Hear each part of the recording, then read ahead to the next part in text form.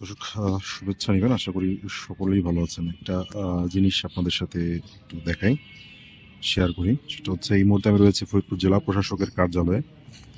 জেলা প্রশাসকের কার্যালয়ের মাঝে একটা যে চত্বর, যে ফাঁকা জায়গা, সেই ফাঁকা জায়গাটাতে সুন্দর একটু জায়গা করে স্ক্রিনে যদি দেখতে পারেন যে মাছ চাষের বা মাছের অ্যাকোরিয়াম, মানে খোলা একটা অ্যাকোরিয়াম করা হয়েছে। এবং এটি আসলে করা হয়েছিল, এটার নাম হচ্ছে জসিম ফোয়ারা দেওয়া হয়েছে। এবং এটি করেন হলো ফরিদপুরের জেলা প্রশাসক ছিলেন ইনি, আবু হেনা মোর্শেদ জামান, চমৎকার একজন লোক।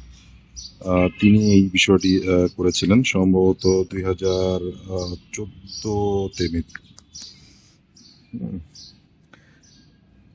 ময়লা পরে জায়গাটা অপরিচ্ছন্ন হয়ে গেছে। এখানে একটা সুন্দর ভাস্কর্য আছে যে খ্যাপলা জাল ফেলতেছে পুকুরে মাছ ধরার জন্য, ঠিক সেরকম আরও কিন্তু মাছ আছে, দুইটা রঙিন মাছ। এই যে মাছ যদি আমি দেখানোর চেষ্টা করি, জায়গাটা কিন্তু খুব বড় না, ছোট একটু জায়গা, কিন্তু দেখতে সুন্দর, দৃষ্টিনন্দন। বাইরে থেকে কেউ আসলে তার দেখলে ভালো লাগবে। যে বাসায় যে অ্যাকোরিয়াম থাকে, জাস্ট এই অ্যাকোরিয়ামটাই, খোলা একটা অ্যাকোরিয়াম, সুন্দর চমৎকার একটা আয়োজন। না মানে ব্যাপারটা হচ্ছে দেখানোর জন্য যে আপনি চাইলেই কিন্তু পারেন, আপনি ভালো করবেন সেটি আপনার হচ্ছিল, যদি আপনার মন থেকে চান যে আপনি ভালো কিছু করবেন, তাহলে সেটা সম্ভব।